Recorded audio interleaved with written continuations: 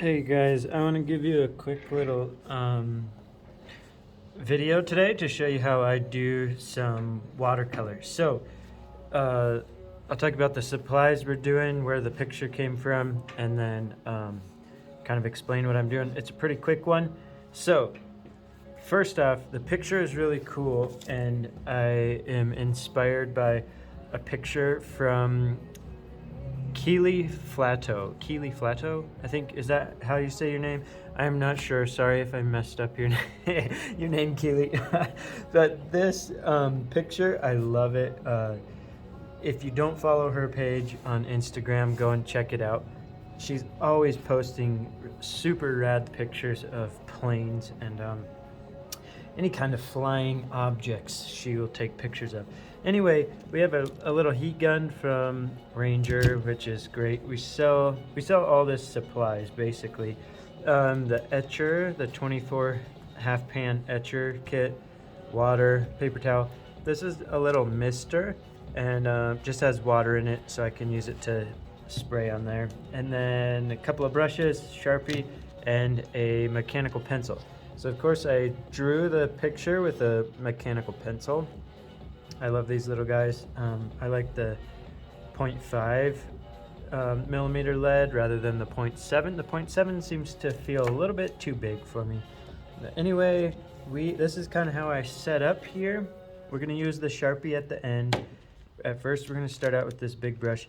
And this is a pretty simple painting. All it has is just, it's like looking through some clouds. And so there's a little bit of blue sky. The plane is silhouetted. And then I just thought I'll just add a border of Montana here. So this is how I paint. I use this big fat brush. We don't sell these. We sell some that are pretty close to this big, but yeah, I like a big round one to start out to do just a background.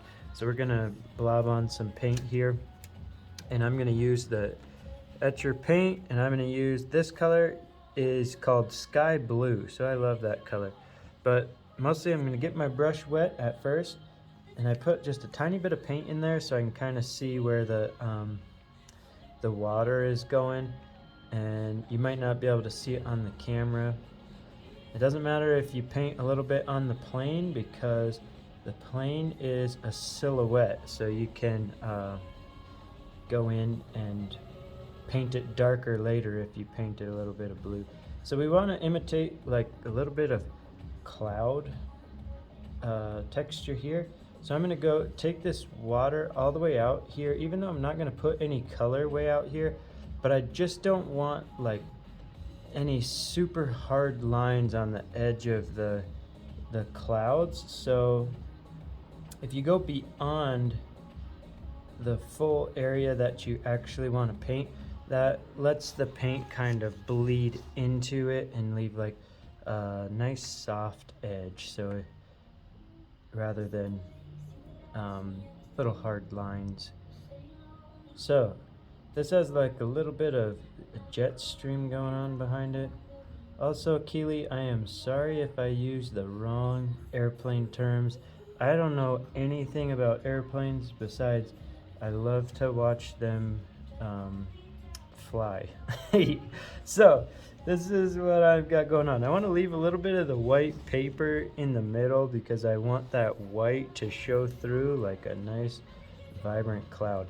All right, so I'm going to pick up a bunch of paint with just a pretty wet brush, and then I'm just gonna, now that my paper is wet, just kind of blob it in here, and it's gonna just start kind of moving because the paper's wet, so it's gonna just kind of blend out wherever. And at first you're not too worried about exact textures here. Try to do a little bit of blue like going behind the plane and a little bit of white, so then you don't want it to just be like perfectly white surrounding it or blue surrounding it. You want to give the impression that it's kind of going through the clouds here. When the paper is wet and you put the paint on there, there's all kinds of textures that will be showing up that just kind of develop. They're called it like blossoms out and stuff. So you get these little like textures that are kind of neat and unpredictable. Alright, so we got a little bit of that going on. Now if I dry out my brush, then I can come back and lift. So before I was putting down the paint, and kind of the rules of watercolor are, if the brush is wetter than the surface, the paint is going to go onto the surface, and if your brush is drier, it's going to soak up the paint. Imagine mopping. So when you're mopping the floor, if your mop is really wet and you put it down, the water is going to go onto the floor. If you wring out your mop and put it down on the floor, it's going to soak up that water on the floor. Okay, so we got a little bit of blue going on here. Now I'm actually going to take this paper towel and just kind of flatten it out, crumple it up because I want random textures, and I'm just going to lift. See how that's kind of making some cloud textures? You can also use a little spray bottle to don't get too carried away. If you just sprayed a whole bunch, it's going to make all of the whole area wet and just all blend together. So I'm just going to do a couple of little mists there, and then I'll come back, get a little more paint, put a couple more little blue areas. Now at this point you're starting to get some shapes and texture, so you can start to kind of imagine that you're seeing clouds and start to kind of follow the shapes a little bit. Again, there's 10,000 ways to paint, so don't think that this is the only way to paint watercolor. You watch all kinds of tutorials, everybody has their own way and they're all doing different things. This is just one way to do a tiny quick little watercolor, feeling inspired by Keely's photography here. So I want to, doesn't look like puffy clouds enough, so I'm gonna try to lift some puffy little clouds out of here. See how when my brush is dry, it just kind of lifts and creates that little bit of texture of clouds there. Okay, and now I'm just gonna add just a little hint of blue around the edges.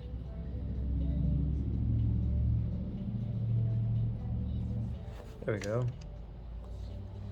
Let's see. Get a little more going.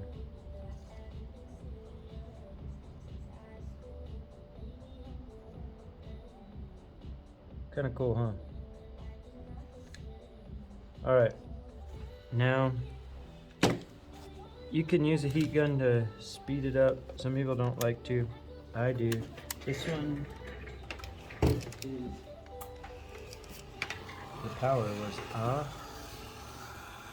So this, you'll want to dry it out, because if you don't, wherever it's wet, you know how the blue was blending out, wherever it's wet, if I don't have it dried out and I went to do the silhouette of the plane and I touched the wet edge, that dark silhouette would just bleed right into the sky. And so watercolor is all about timing, and it dries a little lighter than when you put it down, so you might be able to see it like lightening up here.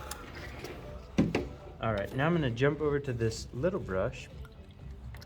brush. Sometimes people don't feel like it's that little. And then I am going to use black, and I'm going to put a little bit of blue in it. So it's just a really dark, I just don't want total black. I don't know why.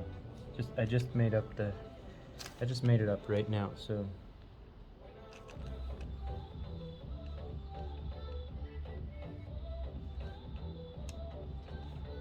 this one, you can see I just quit talking, but I gotta focus.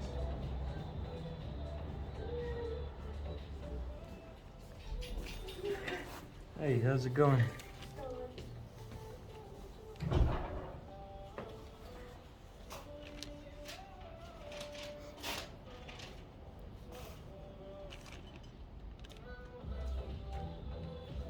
Just a heads up, if you talk, you are on video. What? Just a heads up, if you talk, you are on video. Also, now your face might be on there.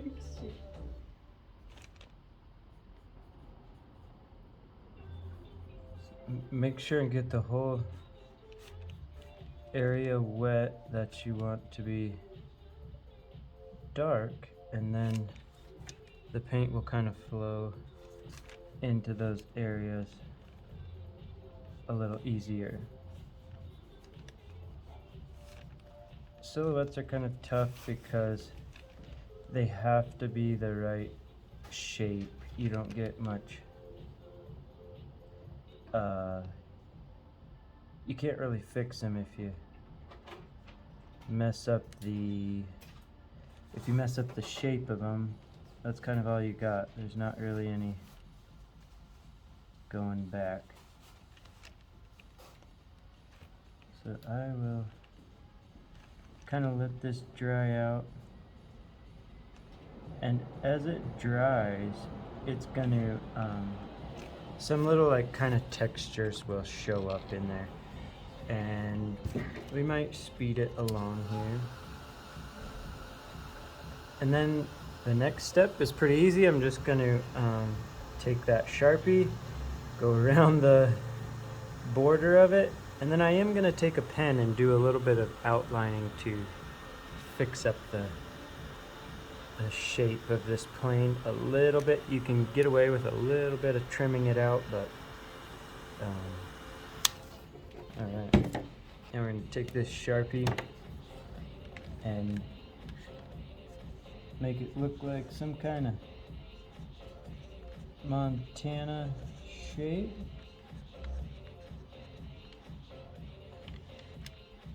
There we go.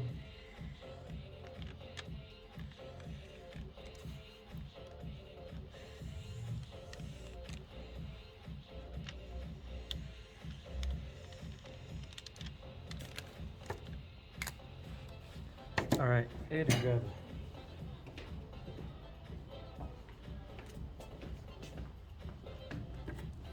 a micron pen here. Let's get you a little closer. Now that we're done painting here, if this will stay. Oh, hopefully I'm not making you sick. All right, there we go. So now I'm just gonna start with this to work my jitters out.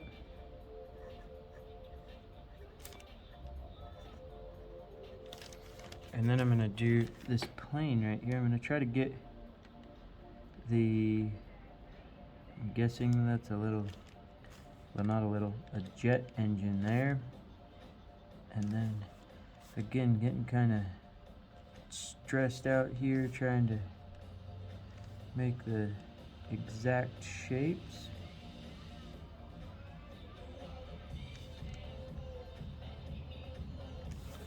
And there's a little bit of a swoop up there. And I don't know what all these parts are, but there's a little thingamajig there, and there's a little doodad, and a little whatchamacallit right there. Alright. Those are technical airplane terms. This, we gotta give Keeley credit where credit is due.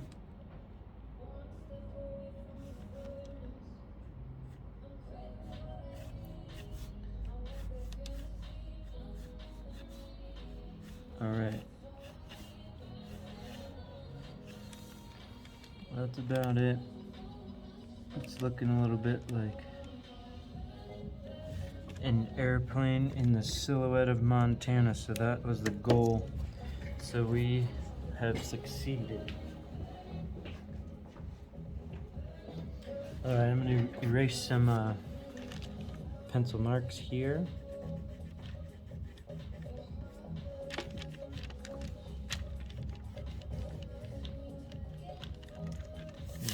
shaking you all over the place.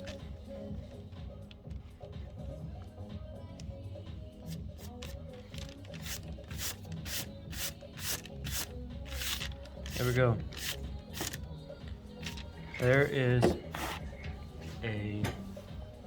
There's a 15-minute little project about watercolor. So thanks, Keely, for the inspiration, and I hope that it's all right that I painted from your photo.